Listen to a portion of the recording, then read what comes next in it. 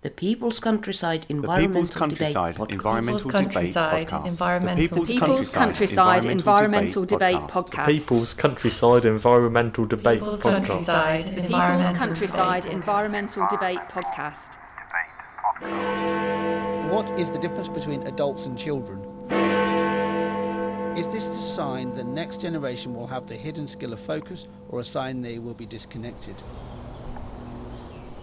There's a Yank invasion on the People's Countryside Environmental Debate Podcast. Today I'm Stuart the Wild Man Mabbott. Howdy doodly do. And who's that? That's me, William Ankler. That's been me being very stereotypical. We've got Ray from Sauk Centre, Minnesota, USA, sending in a question, and Andrew from Barrow, Alaska, USA. Both have sent things in before. And we don't see the questions before we press record. And we approach this cold. So we're middle of January 2026. It feels just like 2025. We were talking about in a previous episode about time, these calendars we use. Let's start a new year. Well, you're just doing the same old stuff. Just, you have to actively do something different. Don't wait for the time to change. Every day is the start of a new year in some respects. Yeah. So Ray from Sauk Centre, another question from him. What is it? Yeah, thanks for your question, Ray. Your question is, or Ray's question, sorry, is what is the difference between adults and children? Well, children are more intelligent and make more sense. My granddad used to say, twice a baby, once a man. So it basically means you're reliant as a baby, you become a man, and then you become reliant again and turn into a babby again.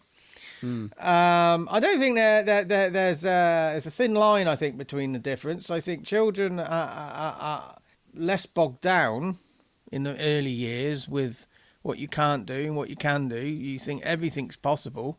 Then you start to collect experiences, and then you start to have this baggage of saying, oh, that's not possible. You have this inner voice. I think the inner voice is less loud with a child. It is, but also you're extraordinarily you can be more influenced as well as a child. That's what I mean. The early years, I'm saying once you're 7, you've pretty much got your traits in place. Yeah, I don't think people intrinsically change that much. No, they don't. They can change. Having been to school reunions, they're exactly the same. You can change your attitude, but yeah, I don't think even that's possible, really. I had a mini school reunion about 6-7 years ago. Oh yeah, I remember that. They group of people that I used to hang out with at school. They 2 or 3 of them said to me, "Well, you're the same as you were at school." And I'm thinking, I'm not entirely sure if that's a positive or a negative. Yeah. Right. I thought I'd probably changed, but obviously I hadn't. But I think, yeah, I do have an action already in my mind. But do you have anything action else? Yeah, my action is how we perceive people in the first place, and that is thinking about when you meet a child. Always remember that child one day will turn into an adult. So think about your impact on your words can have on them in the future. And every adult was a child. So bear in mind their reaction to something could be based upon their own upbringing. So have that in mind as well. That's my action. Yeah, I would argue that there isn't much difference between adults and children. We're when we're adult, we appear and like to present the fact that we're in control, but we're all pissing in the wind. We're all hanging on there by our fingertips. None of us know what we're doing. None of us are getting out of this alive. No, I had a conversation with somebody who was considerably older than me very recently. And they ruminated on the fact that they used to just rush everywhere. Yeah. They said they weren't as able as they used to be. And I'm thinking, well, that's probably because you're in your 90s. I mean, there are people that are very capable still in their 90s. I'm not trying to say that, I'm not trying to be ageist with that, but this person seems to have a lot of complex health issues, probably by their age. But this whole idea of completely filling your time and always being busy and doing something, that seems to be like one of those things that an adult seems to think it's an adult decision. I think it's a child. I think that the child is still making that decision. It's still that child inside you is still trying to Get out. impress somebody or impress somebody in power or whatever it is, or impress society. Look how busy I am. Look how great I am. Look how important I am. That's where the child inside you comes in playing. And also, a lot of children, things last forever, and then adults realise consequences. But I think older children think that as well. Yeah. An action, I would say, is if you're an environmentalist, you're into sustainability, just think about the process of your life so far. How have your attitudes changed? How have the way you live changed? What involvement have you had in the unsustainability of humanity?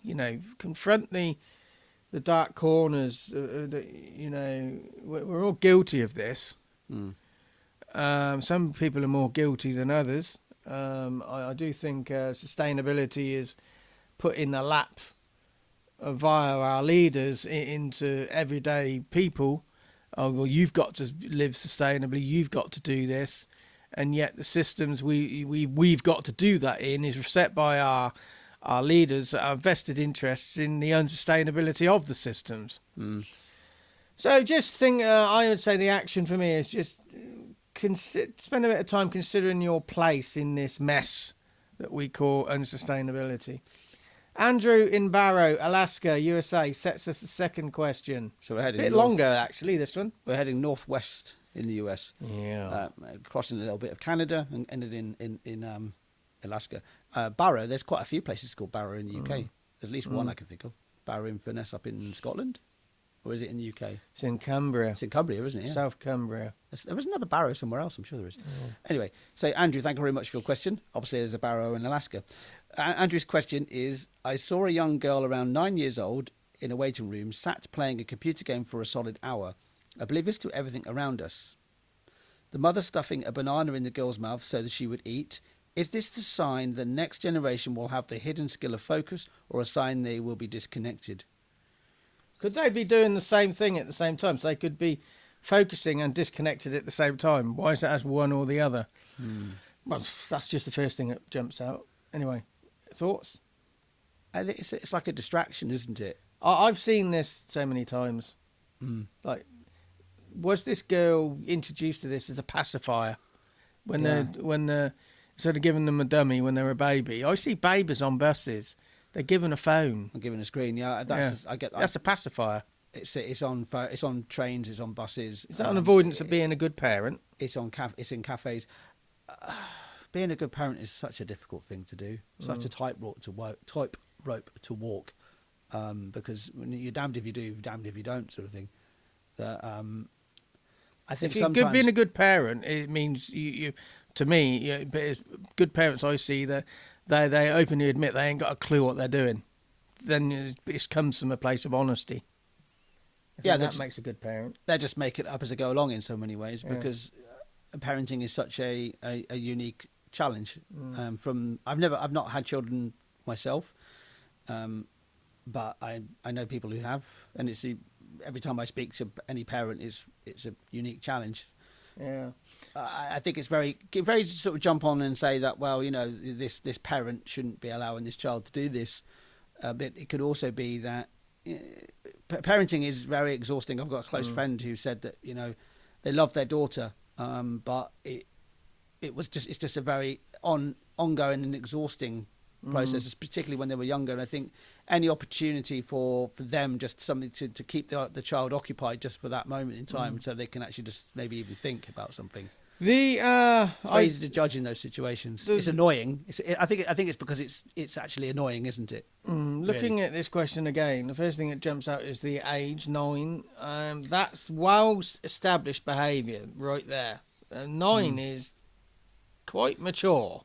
Yeah, but that's also again that sounds like a guess to me, and they could be equally 11 or 12. Yeah, but which to me is even more worrying, because it's sort of like, okay, it's just say this girl was 9, and I was sat watching this scene playing out in front of me. I could see that this girl was focused, but I'd also say, right, is this positive learnt behaviour, or is there a like? Because some autistic people can have extreme focus, which is great if it's funneled in the right way. But playing a game or on the digital device, is that necessarily that positive? So that's what jumps out at me, is sort of like, is this a valuable skill that is being used well, or is this a susceptibility? I'm not saying autism is a bad thing, that they have a skill set. Is this being used properly? It just opens up, right, how is this girl doing this? That's what comes across to me, is what's actually going on here. I don't judge it. I'm just intrigued. What's going on and what's led to this? Could it be that in that situation that the child often is nervous? Yeah, when it they go could to be. the doctors, and this is a good way of. But you can. The nervousness does sort of show itself while they're if you're playing say you're playing a game on a phone and you're nervous, there will be other aspects of body language that you will show. It won't just, I'm nervous and I'm just focusing on this. There'd be tension in the arms. There would be, if there was a loud noise, you might jump slightly. But if say this girl, and I've seen this, girls and boys really focusing hard on something. I do think there could be a risk of obliviousness and not being self-aware of the situation you might be getting yourself into. It's like we were saying off air. I struggle with people walking down the road with phones, and then they moan that somebody on a scooter's come and snapped it out of your hands because you're oblivious to your surroundings. So there could be that going on. Yeah. And I have seen this as well. The mother here in this situation, Andrew, was stuffing a banana in the girl's mouth so she would eat. I have seen this on railway, on trains, or in various waiting rooms. I'm not saying it's a banana, but the child is there focused, and some of this is really young children, and it's almost like spoon feeding a baby with baby food. It's like, put this in your mouth and chew, and they almost have to push it in their mouth before they're aware that they need to eat, and they're still focusing. That to me indicates there's some misbalance somewhere. I'm not sure, but I've seen that when they don't. I've seen that happen when they don't have anything in front of them. That same thing. You're basically saying you're giving your child food because they maybe they're, especially younger children, don't understand. Yeah, children maybe when they're younger don't understand when they're hungry. Yeah, I understand that, but what I'm saying is that I've seen children on phones. They probably are hungry, and the food is on the table in front of them, but they cannot look away from that screen to even pick up a banana and put it in their own mouth. There is this line, but it's hard to know when you see these situations. Has the line been crossed? If you can hear a little bit of feedback, some of our old cables playing up. What were we saying? The parents' decision of giving screen time. What's the motivation behind that in the first place?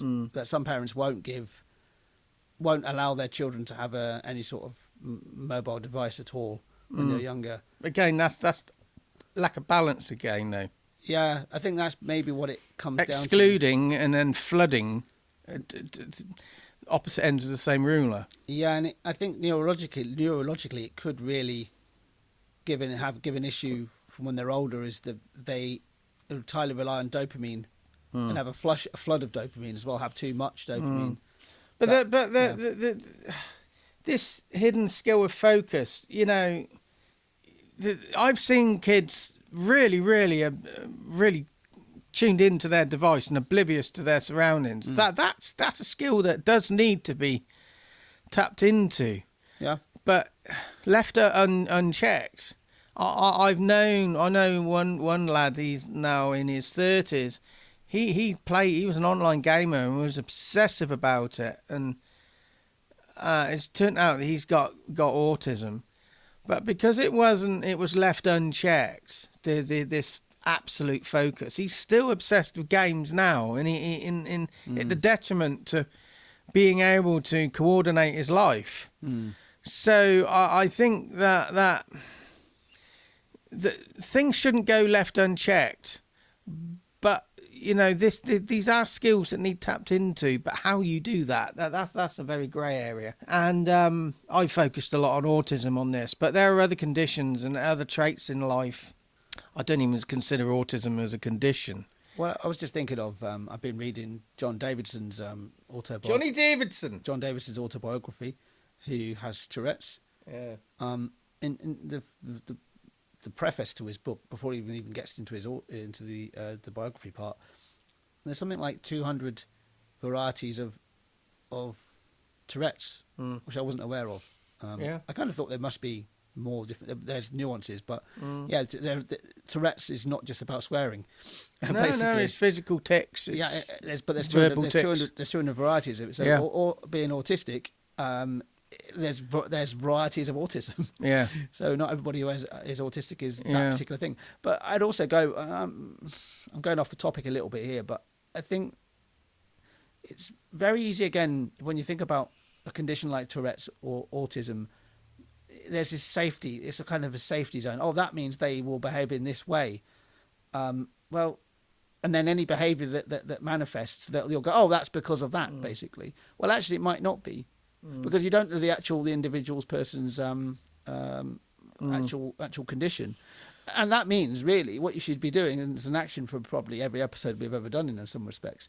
Every person you come up to, just react and see what they are in front of you, rather than kind of thinking, oh, this person is autistic, therefore they're going to be this. Well, yeah. So what another action is when you're presented with this scene of like a parent and a child, and to just think, what exactly has led to this? What is actually going on here? Don't judge too quickly. And I talk about people walking down the street and they're on their mobile phones. And when I was a kid, the equivalent was walking down the road with a book, and you were waiting for them to walk into a lamppost.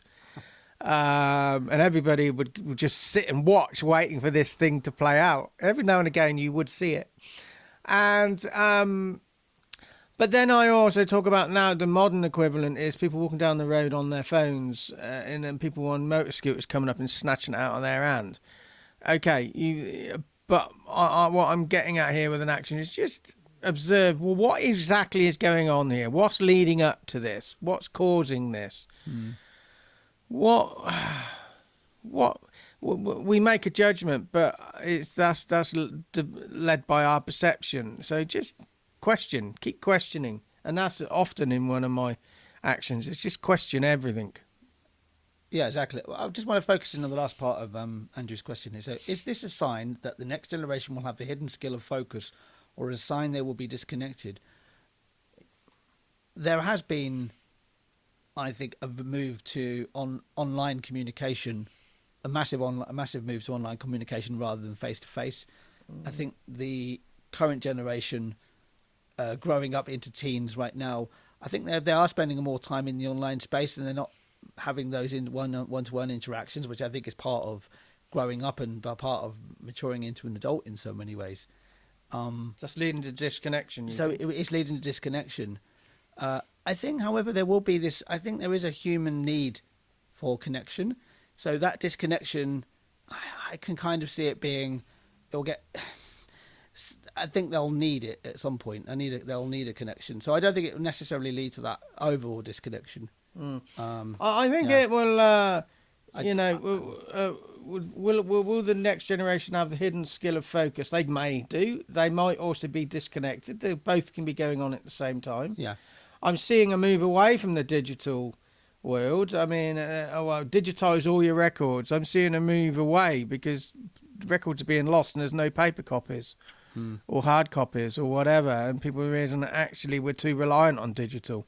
So I'm seeing after 25 years of the .com revolution, I'm seeing people, doctor surgeries, talking about having hard copies of patient files. These conversations are coming back. So are we breeding a generation that will have a hidden skill of focus and disconnection? I think we are, but we're also producing a generation of people who maybe can focus more than we could. So we need to tap into that and direct that in a natural way.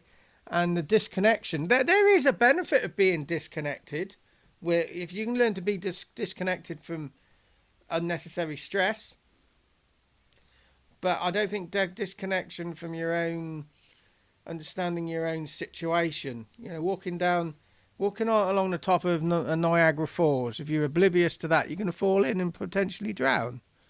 You know, be aware. So when you're walking down the road with your phone and you're reading your Facebook twits or whatever you want to call them, just make sure that your feet aren't getting wet because you might be on the top of Niagara Falls.